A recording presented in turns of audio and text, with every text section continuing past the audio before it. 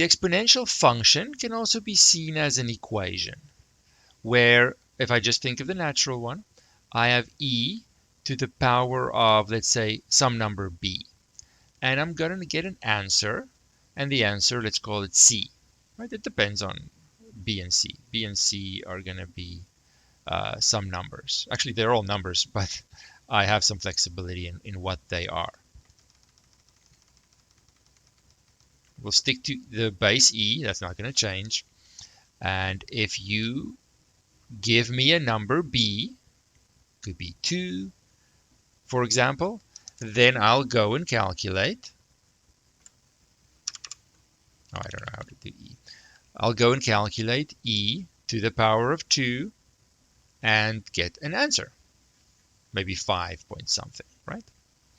So this is the exponential side of things. The equivalent side, but on the logarithmic way of looking at it, is just a little backwards. The logarithmic side is going to say, you give me the answer of the exponential calculation, and I will then tell you what power of e will get you that answer. So the role of the b and the c are switched around. In the exponential version, the b is the input, and the c is the output that I calculate with this exponential calculation. In the logarithmic version, the c is the input, and the output is the power of e that would get me that c. But the relationship between b and c is the same. It's just looking at it from a different side. So in some basic concept situations, it helps me to think about just casually, informally, what is the exponential function doing in terms of a calculation? It's raising something to the power of something else. Fix the base. Let's take e. You give me a number, I take e to the power of that number, get an answer.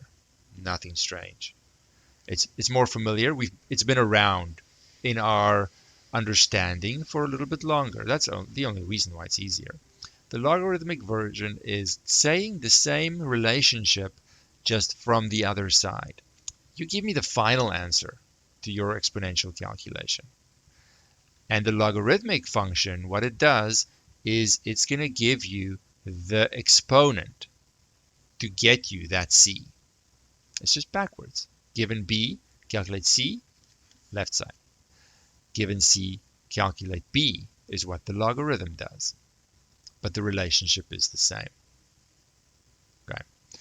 And sometimes I'm going to come back to this because understanding is always going to beat memorization. If I then look at my two properties, which we've listed yesterday, where I can't remember which one I did first, but I'll do this one. I'll do this one first. It doesn't matter which one. Did we write this? Oh, I can't remember if we wrote this property. What did I call this? I'm going to call it C. Did I write it like this? Oh, this doesn't look like something I did yesterday. We might have used different letters, but I'm pretty sure we did this. Let's go. The other one is like this. I'm going to use a B and a C this time. I don't think I did that yesterday. Regardless, it's the same thing. The letters are irrelevant. What does this first one tell me? Now, informally. Well, if I just look at the exponent, that rip in the box is a number. It's the number that I have to raise e to, the exponent, the power I have to raise e by, I guess is the word, to get an answer of c. I then raise e to that power, and therefore I'll get an answer of c. Sometimes it's easier to informally understand what these functions are doing, and then I don't need to think of it mathematically as a composition always. But that is really what I'm doing. The other version is just the other order of the composition. What is inside the bracket? It's a calculation, an exponential calculation. Given some number b, I raise e to that power, and I'll get an answer. Okay.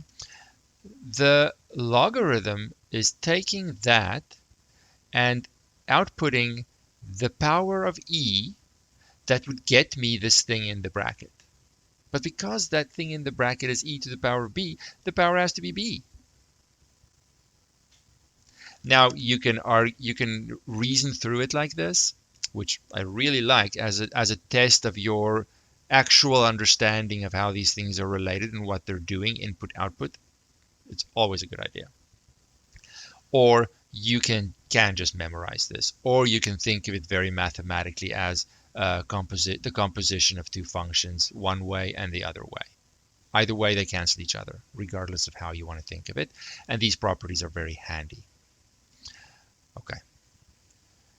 So these things come up now and then and make my life easier if I can understand what they're doing and they're linked to each other and all kinds of things. There are, okay, so let me think, what's an easy way to do the next bit? Okay, so let's take an example. Actually, before I take an example, I'm all over the place today. I just want to remember something first. So remember, if we talk about derivatives, the derivative of the natural log function, sorry, that looks like a u, it is an n, ln, is 1 over x. And of course, x has to be positive because the log function isn't defined anywhere else. So now, if we take an example, and we take, for example, the function y equals natural log of, what shall we say here? X squared plus 1 over x minus 1. Let's say something like that. Now it's a little made up, I agree, but it can happen. Now I see, okay, it's clearly a function of a function, right? There is a clear bracket, and there's some stuff inside the log function. Clearly function of a function. No doubt. Now whether you want to write it out or not is kind of irrelevant. It's whatever level you are at, but let's maybe do that. Let's say u is the obvious inside function, and then my y function is the log of u. I just sometimes say log because it is the main one we use in calculus. So the derivative is going to be the derivative of the outside function with respect to that variable, so it's 1 over u, I'm skipping a step, times the derivative of u, which is not going to be the nicest thing to do. It's going to be a quotient rule, right? Quotient rule, and it's going to look quite unpleasant. Let's do it, why not? So it's 1 over u, so it's going to be 1 over this thing. I could clean that up maybe a little bit by flipping it around. However, that is what it is. Then I have the quotient rule here. Oh, that's going to suck. Quotient rule is the one I prefer to avoid as much as possible. Derivative of the top times the bottom minus the top times the derivative of the bottom. It doesn't look very good, right? It turns out that there are quite interesting and special properties that the logarithmic function follows, and no other function, that allows me to simplify things in a way that's not really intuitive. I have more properties than that, just those two basic ones.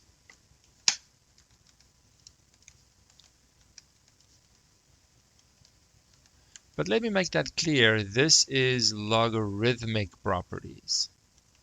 Logarithmic function properties. Their home is only here at the logarithmic function.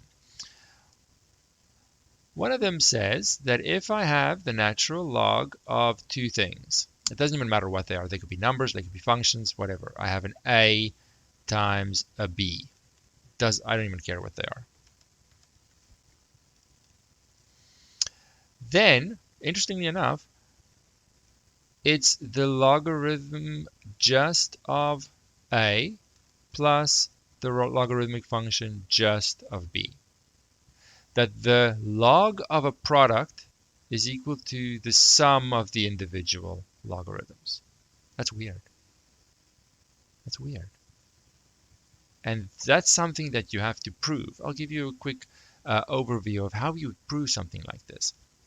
You just have to give them names. So let's call this first one, let's call it m,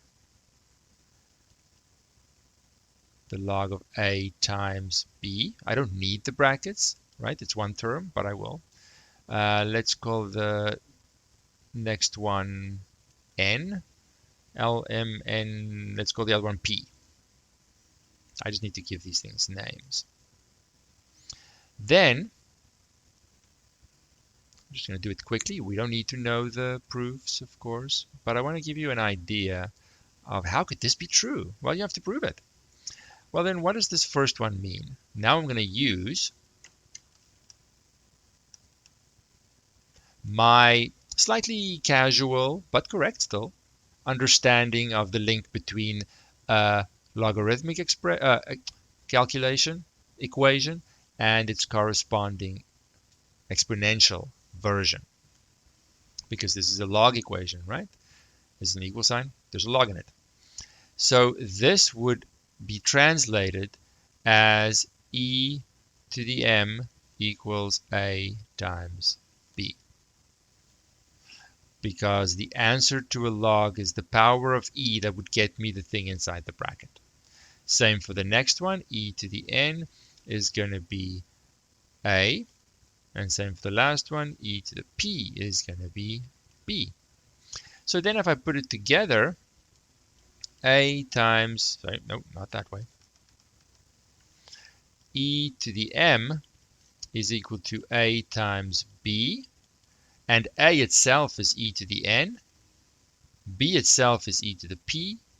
And when I multiply exponential expressions with the same base, I add them together.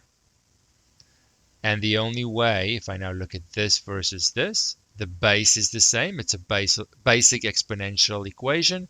Therefore, the exponents have to be the same.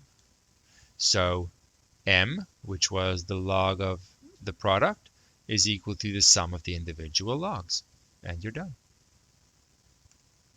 So all of these properties have to be proven and verified, more so than usual, because they are not intuitive. Why does a log work like this? That I can split a product up? It's not a product rule. It's not a derivative. It's just a log property that allows me to simplify things. Now I can do the exact same thing for division. If I have the log of a quotient, it's simply going to be subtraction. Top minus bottom. So then if I look at the example, and I know we're going a little fast perhaps, there's a lot of stuff, and 4 days is even not enough, but you can always rewatch the video over and over and over. Let me know if you have any questions. If we now look at this function, it was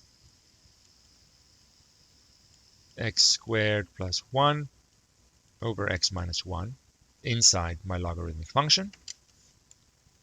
I can now say, instead of going straight to the chain rule and then having to deal with the quotient rule, I can look to simplify this first by noticing it's the log of a quotient, so it's the difference of the individual logs. I'll stress again, this kind of property is only true for logarithmic functions and only in the way I've listed it.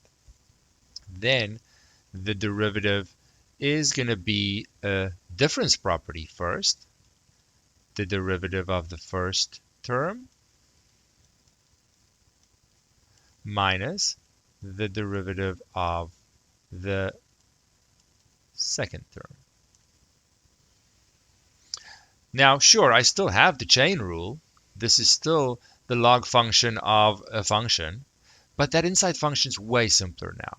And it might be so simple that I don't need to do the whole u and setup thing.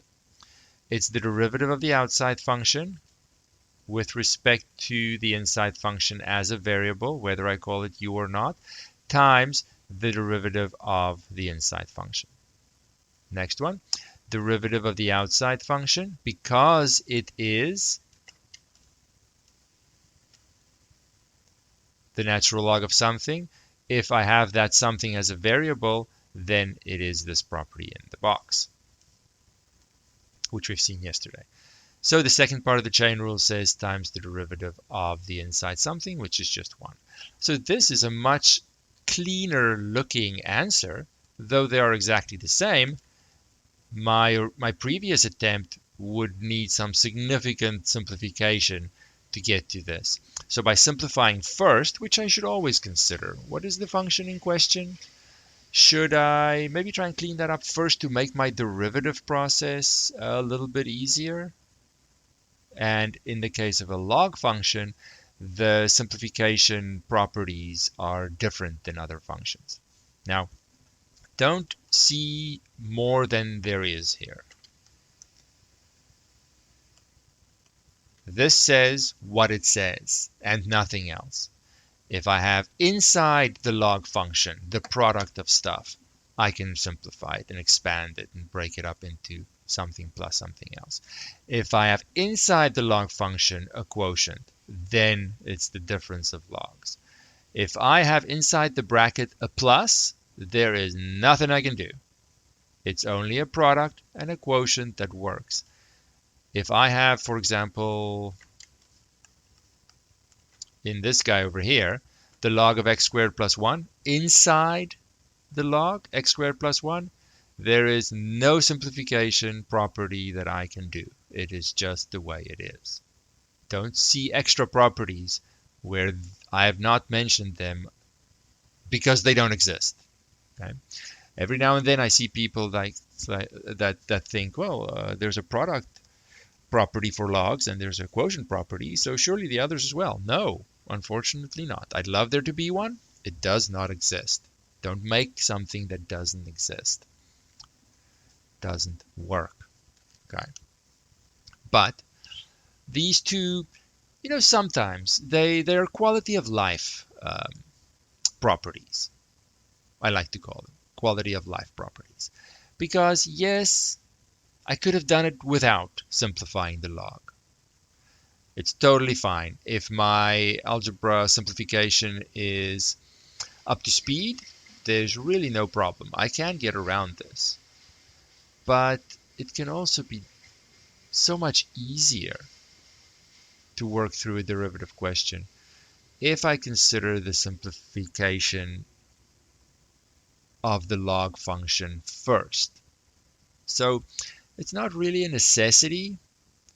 It really is just a quality of life situation. Okay, so these two properties are very much at the lower end of my priority list. I'll give them a little dot, single dot. The original properties that I listed up here, I'll put a box around the dot. So it's a more important property that I can't get around this, but I don't have, I actually can't live without this property. It's that important. I'm going to put a little circle around the box. It's probably the most important properties.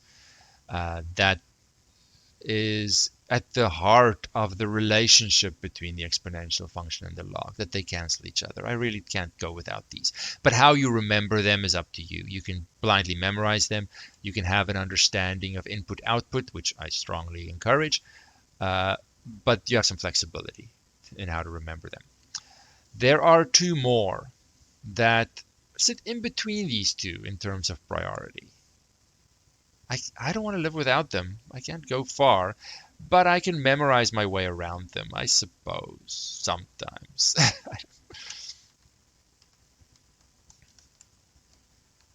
And I'm going to do one now and the other one tomorrow, maybe, or later today. Let's give it a dot and a box because it is more important than the product and quotient property, but it's not fundamental to the definition of the function. So it's somewhere in the middle. Now let's just see what it says. If I have the log of, how should I say it in the simplest way? I'll say it like this. If I have something to the power of something else, it doesn't matter what those somethings are. There could be variables in A and in B. There could be just an x to the n or x to the power of something. It doesn't even matter. Doesn't matter. Interestingly enough, this on the left evaluates to the same as this does. It's not intuitive how on earth this could be, and one would have to go and prove it. And I would feel better if we do prove it. But I have this power simplification property that inside the log function, the exponent can, quote unquote, move to the front of the log. That's so weird. So weird. How would we quickly prove this? Well, in a very similar way. Let's say, let's call n, I guess we use m, right, as the first one. And let's say n is the second log. And our strategy for most of these are to rewrite them to the exponential version, which I'm more comfortable with. So the exponential version, and then I'm using these inverse properties. No, not the inverse properties. Well, in a way. The box, the relationship between the two, says that, okay, if m is the answer to the log calculation, that means e to the power of that answer is going to give me a to the b, the stuff in the bracket. If n is the answer to a log calculation, then e to the n is going to give me a. Okay, so then, oof, that was a then. And again, I'm not expecting you to be able to prove these, but these properties are so strange that they almost feel made up. And it's not a matter of I want properties to work like this, so I make them up. No, they just are what they are. Whether they're intuitive and what I want or not, they just are. Okay, so now what do I have here? Let's see. I have e to the m is equal to a to the b, but a itself is e to the n. So it's e to the n to the b. I literally just said you don't have to know the proofs. So no, not in the test. It's simply because they're so weird, people don't understand how they can exist. And at least seeing the proof once makes me personally feel better that, okay, someone thought this through. I just have to use it now. So e to the n to the b is e to the n times b, or b times n. And again, I have a basic exponential equation, so the two exponents have to match. So m is equal to b times n, and I get my top property. Because m was the first log, n was the other log, and that's just the way it is, whether I want it or not. But this is an extremely handy property. Whew, so handy. How you remember it, I don't care. I'm not remembering the proof to remember the property. I just think of the exponent moving. But again, it says only what it says. So for example, if I have y equal to natural log of let's say x squared plus 1, my favorite, to the power of 10. Remember, this is one term, so it's all inside the log. We don't put more brackets there, though you're welcome to. It just looks a little messy. So please understand what is inside the log and what's not. Very important, of course. We have mentioned that. Now, I have some options here. And again, it's for the most part, you can get away without these properties. Just like we did, but then we ran into the quotient rule in that one, right? You could do the same thing here. You can say, no, I'm going to treat it just the way it is, go straight to the derivative. Well, then, of course, it's a chain rule, right? It's the log of something, so the derivative is 1 over the something times the derivative of the inside something, right? And by now, I don't want to write every chain rule out in detail. It's going to take too long. It's going to look too messy. We ideally want to be able to do a chain rule by just talking through it. So if you're not comfortable with this, practice chain rule more until you can skip the whole U setup. So then this one would require, I'm just going to copy this first part. It's done. That's another chain rule. Function of a function. Inside function now is x squared plus 1. Inside something to the power of 10. So the derivative of something to the power of 10 is 10 times the something to the power of 9. I don't really care what the something is. The second part of the chain rule then looks at the inside something. Derivative is 2x. So it's not that bad. But because this was technically a function of a function of a function, I have a couple of sequential chain rules happening here. It's not anything terrible. Or you could say, I know this log simplification property where I can move the power to the front because this is some inside the log, something to the power of something else. And there is nothing else. Again, don't read more than there is. It has to be an A. The A could be big or small or messy or whatever, but it's one thing to the power of something else. It's something to the power of something else. There's no other things floating around here. Okay.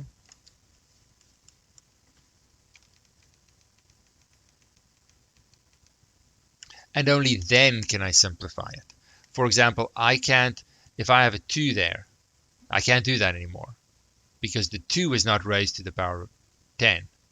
That's not fitting what I have up here. It doesn't look exactly like this. The property doesn't work exactly like this. I say that because many times people just run with these properties and make up their own variations. No, this is saying one specific thing, nothing more, nothing less. You have to use it correctly or don't use it. So instead, I can go and first say, well, this is perfectly set up. So I need brackets there now, right? Because it's 2 terms. So I can simplify it first. And now my job of finding the derivative is much, much easier. I have a constant times a function, sure. 10 times. I'll emphasize that. Why not? Derivative of the log portion. I know my n looks like a u. I'm just going to let it go. But it's a much easier chain rule situation now. The log of something, derivative is 1 over the something, times derivative of the something, 2x. So neither one was impossible, but it's a quality of life situation for the most part. For the most part. For the properties, for the product and quotient properties, it's a quality of life situation completely. You can always get around it. You don't have to ever use these properties. It's just a matter of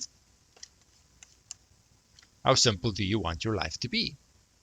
And by simple, I am, of course, speaking relatively. you can make your life a little easier by knowing those properties. For the, doesn't have a name, the exponent property of the logarithmic function, it's again a quality of life issue. I could have lived without it. It wasn't crucial. But there are unfortunately situations where there's no way around it. It is, I have to use this property. For example, if I have something like, just looking at my ideal example, that equal sign doesn't look good. Equal. Natural log of, let's not make it too bad. Let's go x squared plus 1 again to the power of x. Now this function is really actually a big step up in complexity. There are x's in the base level and in the exponent. But luckily they're inside the log, and I really don't have a choice. I have to do for the exponent property first, because I have no idea how to handle the derivative of something like this. It's just not going to happen. Oopsie. Oh, don't go there. Back. Whoopsie. Just want to undo. That's all I want to do. There we go. So in a case like this, I really have no choice. I have to use the log property first. Now, again, I will say, in case you're watching this and you know a lot more, there are other ways, but we don't have those tools yet. So at this stage in our progression, coming across a function like this, we have no choice but to use that property. There are always other ways, but we don't always know them at this stage. Okay. But now this function, oh, totally, I can handle that. What is the first property that I am going to use? You haven't said much yet, so your turn to say stuff. What is the first property that I'm going to use for this derivative, or to find this derivative? It's always good now and then. Just have a little check. Do I recognize all the properties that are involved? And can I explain what I'm doing? Very important.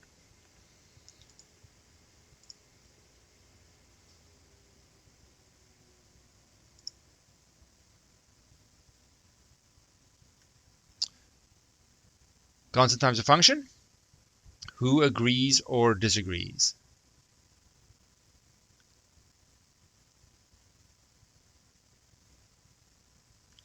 You have no supporters or opposition. You're on your own. Wow, tough crowd. But it's neither good nor bad, so I guess it's not the worst thing. Notice that there is an x at the front. So it's not a constant times a function. For the constant times a function property, that guy in front has to be a number. And it is very much, well, it has to be a constant. And it is very much not. So do you want to update your guess? It is not constant times a function, because it's not a constant times a function. It's a variable times a function. But you got the times right, leading me to my other option. What could be the other property? Silence is not a property. Look at your list. There are only like 7 of them. So you literally have a 15% chance to find one randomly. Sort of. Yes. Pick one. I'm happy that you said something, but looking at it again, now it's not a constant times a function. I do see the chain rule is going to happen. It's there. Right? The brackets give it away for sure. But my question was, which one is first? Which one is first? We're building on top of those things, and those things have to be solid. I can't forget those basic things. Product rule. Thank you. Chain rule's coming, but it's not first. So I'll lay out the product rule for us. It's the derivative of the first times the second plus the first times the derivative of the second. So now I see the derivative of x is 1. I'll write the 1 there to show anyone who cares that I did do it. It just happens to not be complicated. Now, for this next derivative at the end here, there is a chain rule, but it's not a terribly hard one. It's the log of something, and the derivative of the log of something with respect to that something is 1 over the something. Notice how I say things. I say things not to sound arrogant. It's not my intention. Everything I'm saying in a specific way, because it may be close to the most efficient way how to think about these things. Then the second part of the chain rule says times the derivative of that inside something. Then I look at the details 2x. And I don't care to simplify it any further, right? So there are some cases for us at this stage where we kind of have to use this property or we can't move forward. We don't have tools to handle a derivative of a function that has x's in the base and exponent level. We don't have that tool.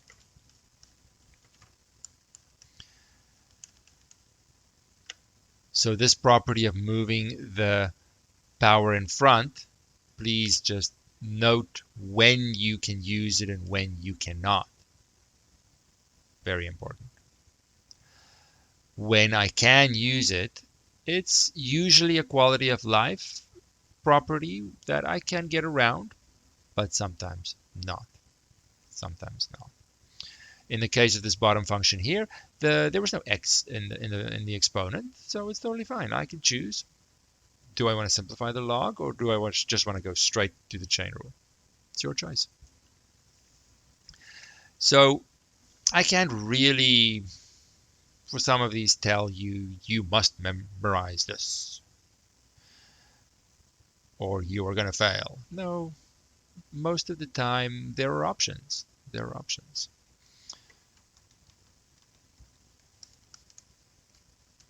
That could be good or bad news.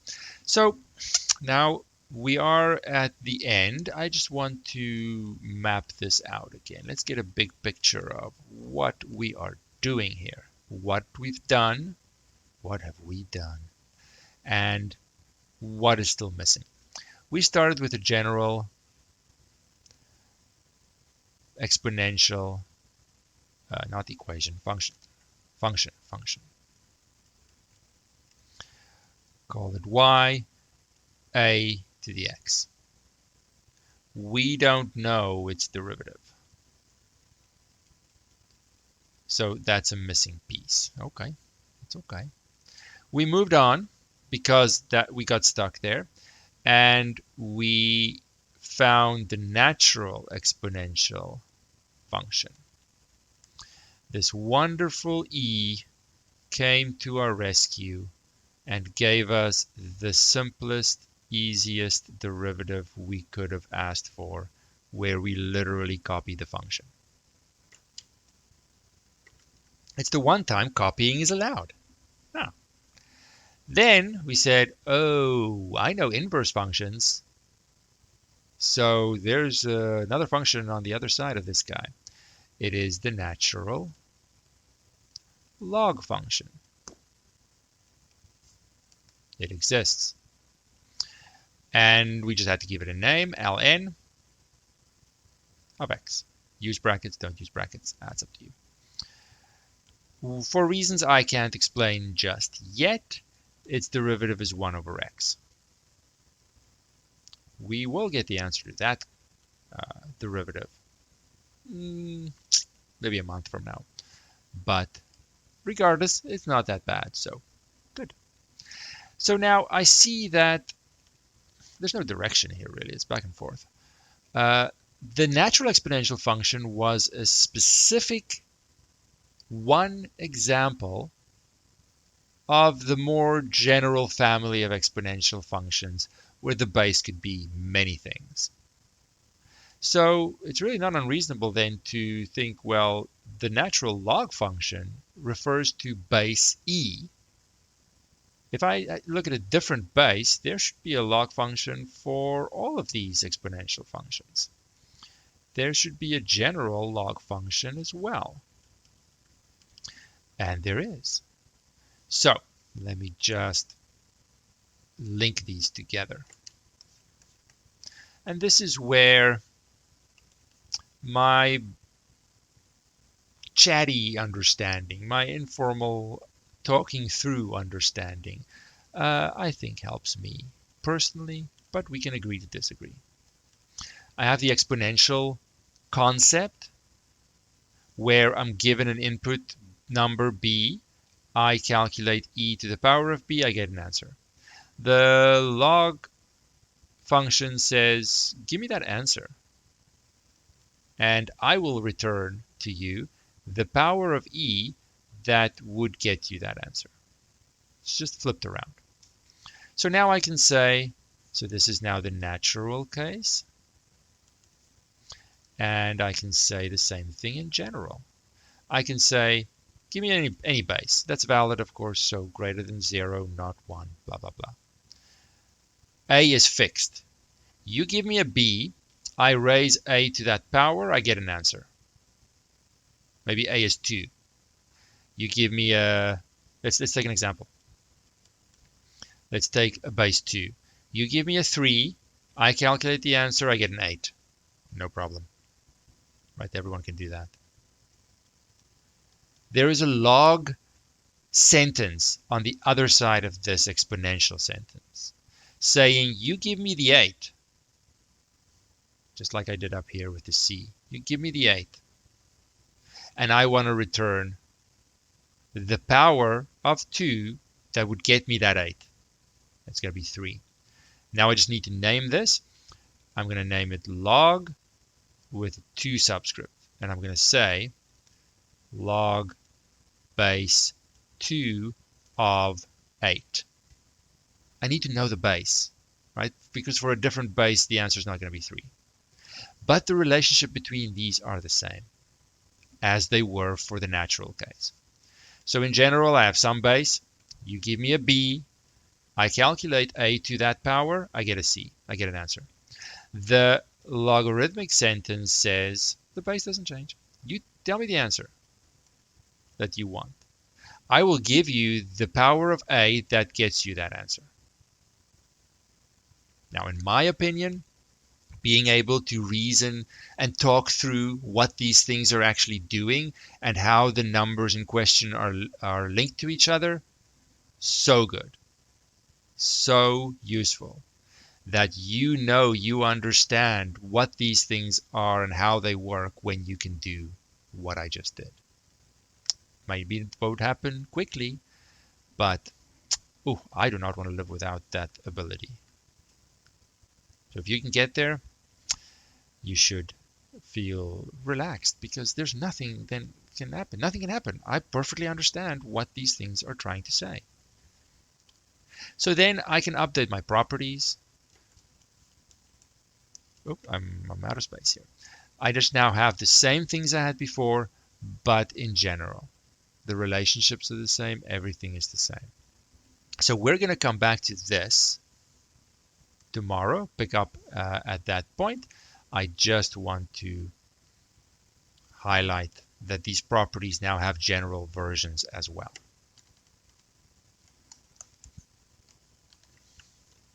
So general log properties. I have my first two, that if I have a to the power of log base a of c, it's just going to be c. The only difference here is the base isn't e, but a general a.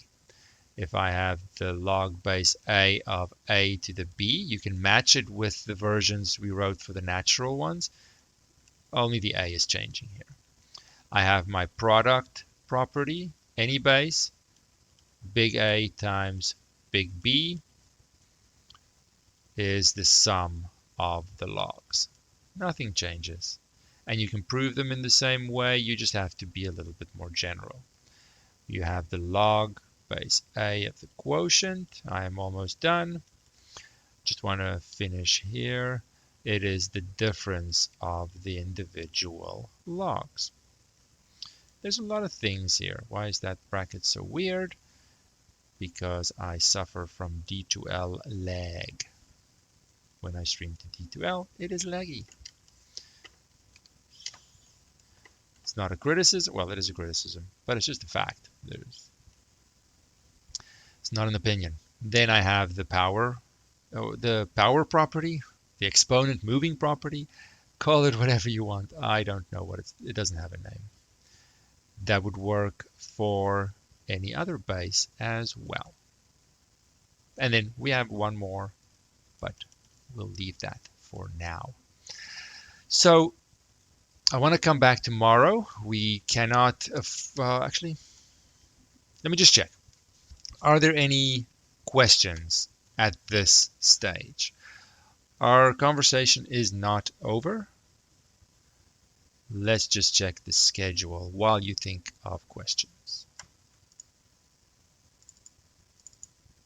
Please remember to click the like button if you enjoyed the video, and to subscribe if you want to be notified of more videos.